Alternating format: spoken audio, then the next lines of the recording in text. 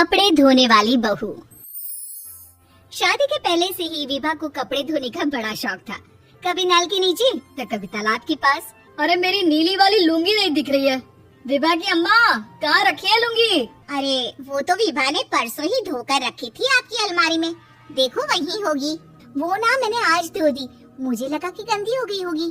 अरे कैसे गंदी हो गई थी, उसे तो मैंने पहना भी नहीं। हे भगवान, इस लड़की के कपड़े धोने की आदत से परेशान हो गया हूँ मैं। जितना तो घर में राशन नहीं आता उससे कहीं ज्यादा डिटर्जेंट पाउडर का खर्चा है। इसकी शादी करवा दो, शादी जाए अपने घर में ही करे काम, फिर चाहे घर के कपड़े धोने हो या पूरे गांव की।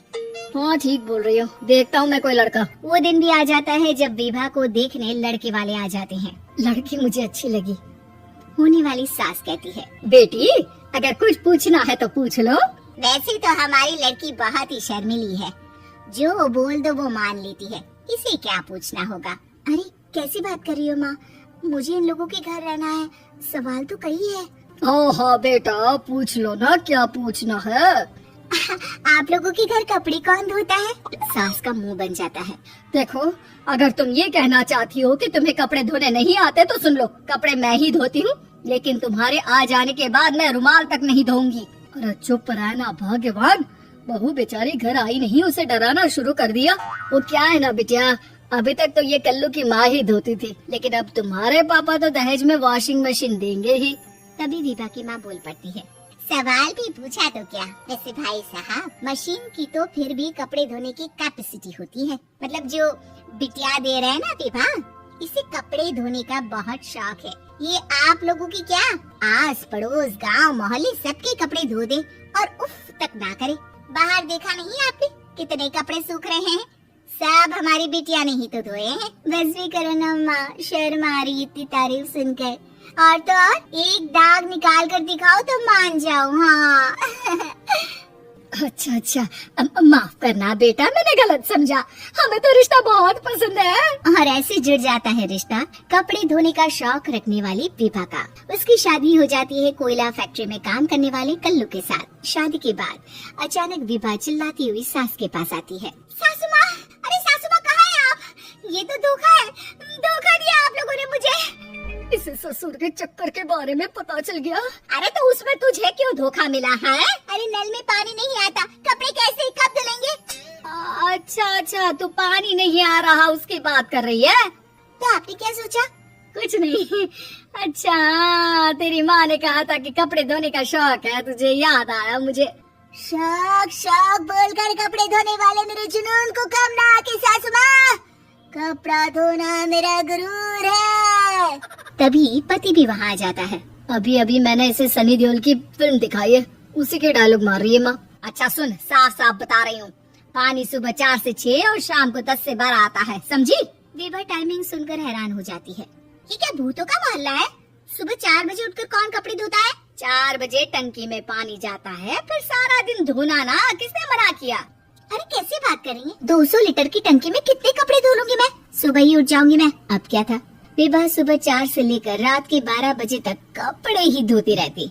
एक रोज सास पड़ोस से निकलकर कहीं जा रही होती है कि साथ वाली कहती है, हाँ कल्लू की माँ, जरा ये बताओ कि 2 साड़ी है, 2 ब्लाउज और एक पेटीकोट और एक नाड़े वाला लंबा कच्छा। हाँ तो? अरे तो क्या, कितना लोगी धुलाई ये बताओ। 2 बन दिख रहे हैं हम क्या? हमारे पति सरकारी नौकरी से अभी रिटायर हुए हैं और बेटा सुपरवाइजर है कोयला फैक्ट्री में। 2 बन समझ रखा है हमें। हाय रे कल्लू की अम्मा, माफ कर दो, वो तो मोहल्ले में यही सब बता रहे थे कि तुमने बहू को कपड़ा धुलवाने के काम में लगा दिया है। सास को पड़ोसन की बात सुनकर गुस्सा आ जाता है। वो घर पहुंचती है जहाँ घर के बाहर ही इतने सारे कपड़े सूख रहे होते हैं जितने कि किसी धोबन के घर पर। अरे ओ कल्लू की दुल्हन, बाहर निकल। माँ जी यहीं आ जाओ, बाथरूम में चादर धो रहे हैं हम। अरे अभी हम धोते हैं, तुमको बाहर निकलो। ये आस पड़ोस वाले बोल रहे हैं कि हम बहू से कपड़े धुलवा कर उसे कपड़ा धोने वाली बना दिए हैं। अरे छोड़ो ना माँ जी, किन लोगों की बातों में आती हो? आस पास के लोगों का तो काम ही होता है कि वो किसी तरह सास बहू को लड़ा दे। बहू सारे घर के कपड़े धोती है, ये क्या कम है? बोलिए। सास को भी लग जाता है कि वो बहू का ये सनकीपन नहीं छुड़वा सकती, इससे अच्छा है कि खुद ही चुप हो जाए। एक रोज सास और बहू मंदिर जाते हैं, जहाँ सास की साड़ी वहाँ खड़ी भीख मांगने वाली से मिलती है। माँ जी क्या बात है, आपकी साड़ी उस भिखारन से कितनी मिल रही है ना? हाँ हाँ देखो तो, दोनों की साड़ी मिल रही है। क्या बात है कल्लू की अम्मा, तुम खुद को तो अफसर की बीवी बताती हो और ऐसी सिंपल सी प्लेन साड़ी पहनकर घूमती हो। सिंपल और प्लेन नहीं है ये साड़ी। तो क्या सोने के धागे से फूल बने हैं? कुछ भी सासू माँ, कुछ भी।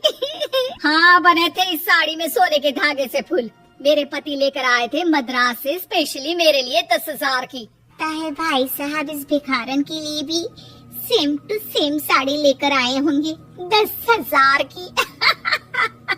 सास उस वक्त तो कुछ नहीं कहती, लेकिन बहू के साथ घर आती है और अलमारी से एल्बम निकाल कर लाती है। ये साड़ी देख रही है, ये वही साड़ी है जिसे मैंने अभी पहना था।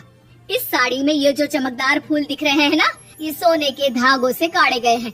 लेकिन तू लोकल वॉशिंग मशीन ब्रश से घिस घिस कर सारे फूलों को निकाल कर साड़ी प्लेन कर दी। मुझे माफ कर दीजिए सासू माँ। और तो और, जब मैंने तुझे तेरी गलती के लिए कुछ नहीं कहा, लेकिन तूने तो सबके सामने मेरा मजाक ही बना दिया। क्यों? बहू को समझ में आ जाता है कि अब से उसका कपड़े धोना बंद।